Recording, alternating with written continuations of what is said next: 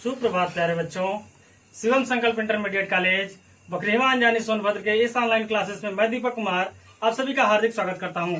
आज हम कक्षा 12 विषय जीव विज्ञान का अध्याय 10 मानव कल्याण में सूक्ष्म जीव का भाग 1 पढ़ेंगे। इससे पहले हमने अध्याय 4 जनन स्वास्थ्य तथा अध्याय 3 मानव जनन के बारे में पढ़ लिया है। आज हम मानव कल्याण में सूक्ष्म जीव अध्याय 10 पढ़ेंगे, जिसका पीडीएफ आपको प्राप्त पहले से हो चुका है। उस पीडीएफ को आप अपने जीव विज्ञान के नोट्स में पूर्ण रूप से लिखेंगे। अगर उस पीडीएफ में किसी को किसी प्रकार की कोई समस्या होगी तो हमारे पर्सनल व्हाट्सएप नंबर पर हमसे कंसल्ट करके अपने समस्या का समाधान पा सकते हैं। तो आइए हम देखते हैं मानव कल्याण में सूक्ष्म जीव। सबसे पहले जानते हैं कि सूक्ष्म जीव होता क्या है। ठीक है, सूक्ष्म जीव क्या होता है। पहले की तरह जैसे कि हम जानते हैं कि सूक्ष्म जीव ऐसे जीव होते हैं जो हमारे नग्न आंखों से दिखाई नहीं देते। सूक्ष्म का मतलब ही होता है, सूक्ष्म का मतलब होता है अत्यंत ही छोटा, अत्यंत छोटा, जो हमारे आंखों से दिखाई नहीं देते हैं। अत्यंत ही छोटा जीव जो हमारे आंखों से दिखाई नहीं देते, इन्हें देखने के लिए हमें एक यंत्र की आवश्यकता होती है जिसे हम सूक्ष्मदर्शी के नाम से जानते हैं। सूक्ष्मदर्शी, ठीक है, सूक्ष्मदर्शी या माइक्रोस्कोप की सहायता से हम सूक्ष्म जीवों को देख सकते हैं। ठीक है, हम अगर सूक्ष्म जीव की बात करें तो सूक्ष्म जीव ऐसे जीव हैं जो हमारे नग्न आंखों से दिखाई नहीं देते और इन्हें देखने के लिए हमें एक यंत्र की आवश्यकता होती है। उस यंत्र का नाम है सूक्ष्मदर्शी या माइक्रोस्कोप। ठीक है, सूक्ष्म जीवों को सामान्यतः 5 वर्गों में विभाजित किया गया है। ठीक है, सूक्ष्म जीवों को सामान्यतः 5 वर्गों में विभाजित किया गया है। पहला है जीवाणु, दूसरा है विषाणु, तीसरा है शैवाल, चौथा कवक तथा 5वां है प्रोटोजोआ।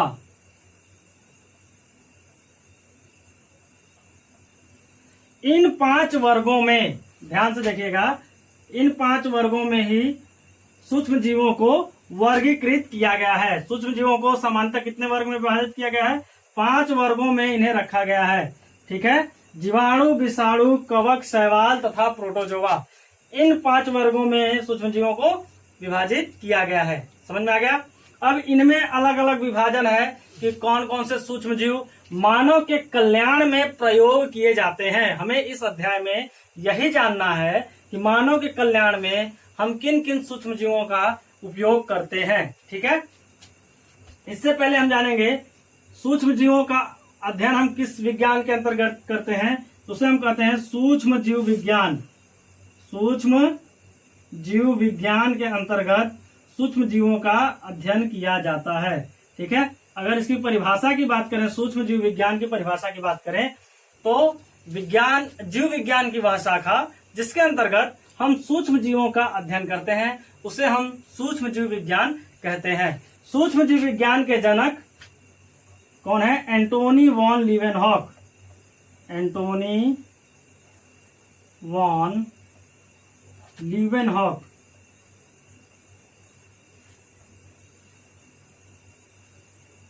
एंटोनी वॉन लीवेनहॉक को सूक्ष्म जीव विज्ञान का जनक कहा जाता है।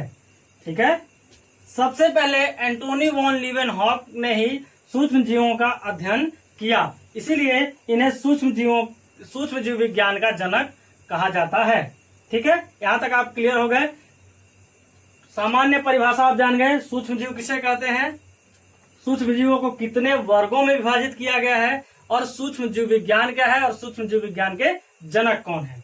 ठीक है, आगे हम देखते हैं कि मानव के कल्याण में किस तरीके से सूक्ष्म जीवों का प्रयोग होता है। किन किन क्षेत्र में मानव अपने कल्याण के लिए सूक्ष्म जीवों का उपयोग करता है, कि अगर सूक्ष्म जीव ना रहें तो मानव को कहां कहां हानि हो सकती है या कौन कौन सी कमी महसूस हो सकती है। सबसे पहला हम देखेंगे कि मानव के कल्याण में सूक्ष्म जीव जो होते हैं, घरेलू उत्पाद में सूक्ष्म जीवों का उपयोग, घरेलू उत्पाद में सूक्ष्म जीवों का प्रयोग,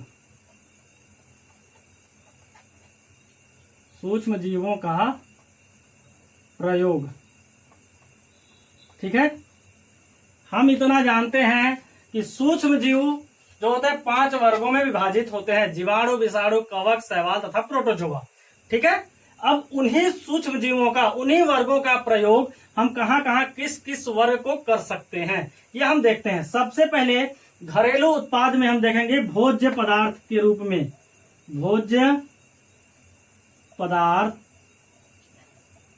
के रूप में सूक्ष्म जीवों का उपयोग।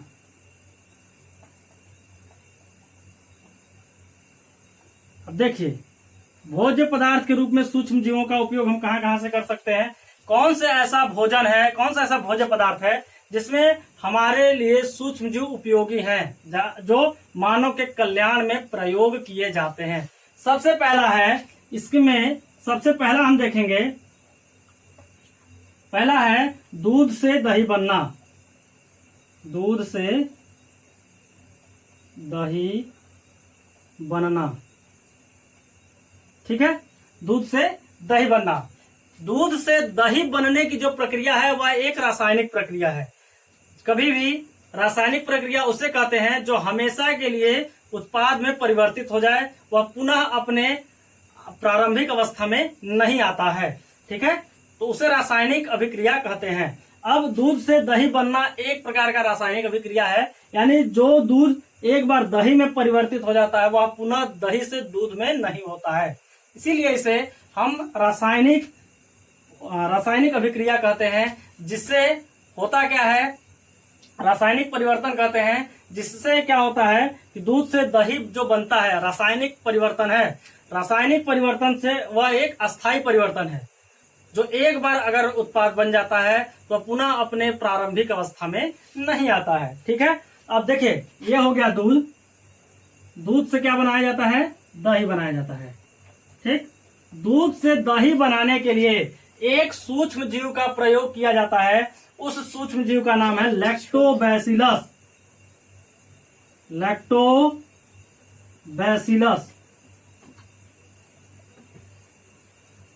ठीक है, लैक्टोबैसिलस एक जीवाणु है। क्या है, जीवाणु। जैसे अभी हमने बताया 5 वर्गों में विभाजित होता है, जीवाणु, विषाणु, कवक, शैवाल तथा प्रोटोजोआ। अब उनमें से लैक्टोबैसिलस एक प्रकार का जीवाणु है जो दूध से दही बनाने में प्रयोग किया जाता है। ठीक है, जो दूध से दही बनाने के लिए प्रयोग किया जाता है लैक्टोबैसिलस, वह क्या है, एक प्रकार का जीवाणु है। दूसरा हम देखते हैं घरेलू उत्पाद में सूक्ष्म जीव। पहला तो हो गया दूध से दही बनाने के रूप में। ठीक, दूसरा क्या होता है, ब्रेड बनाने के रूप में, ब्रेड या डबल रोटी।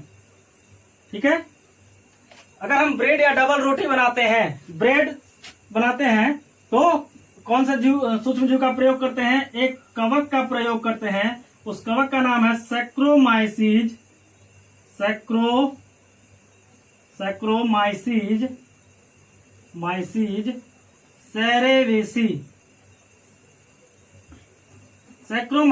सेरेवेसी, या सामान्यतः हम कह सकते हैं ईस्ट। इस कवक का प्रयोग करते हैं ब्रेड या डबल रोटी या पाव रोटी को बनाने के लिए। कवक कौन सा, सैक्रोमाइसीज सेरेवेसी, जो एक प्रकार का कवक है जिसे ईस्ट के नाम से भी जाना जाता है। ठीक है, इसका प्रयोग हम क्या करते हैं, ब्रेड या डबल रोटी बनाने में। ठीक है, तीसरा हम देखते हैं, पहला हमने देखा दूध से दही बनाने के लिए, दूसरा था डबल रोटी बनाने के लिए, तीसरा हम देख सकते हैं भोज्य पदार्थ के रूप में हम घरेलू उत्पाद में और किसका प्रयोग कर सकते हैं। तीसरा हो सकता है डोसा या इडली बनाने में।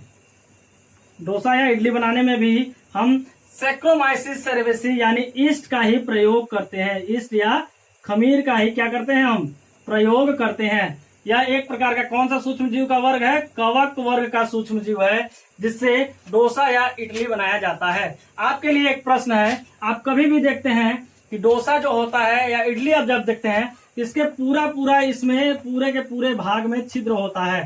ठीक है, अगर आप एक इडली देखेंगे तो उसमें इस तरीके से छिद्र होते हैं।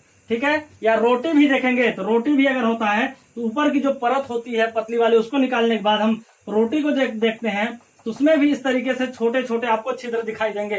वो छोटे छोटे छिद्र किस कारण से होते हैं, ये आपके लिए होमवर्क में है। जो भी बच्चे आप इसको ध्यान से इस वीडियो को देख रहे हैं, वो हमारे पर्सनल व्हाट्सएप नंबर पर इस होमवर्क को करके दिखा देंगे। ठीक है, ये रोटी और इडली या डोसा में जो छिद्र होते हैं क्यों होते हैं, क्यों पाए जाते हैं। ठीक है, तो इस तरीके से घरेलू उत्पाद में हम सूक्ष्म जीवों का प्रयोग कर सकते हैं। नेक्स्ट वीडियो में हम पढ़ेंगे औद्योगिक उत्पादों में सूक्ष्म जीवों का प्रयोग किस तरीके से करते हैं तथा अन्य मानव के कल्याण में किस तरीके से हम सूक्ष्म जीवों का प्रयोग करते हैं। तब तक के लिए धन्यवाद। आपका दिन शुभ हो।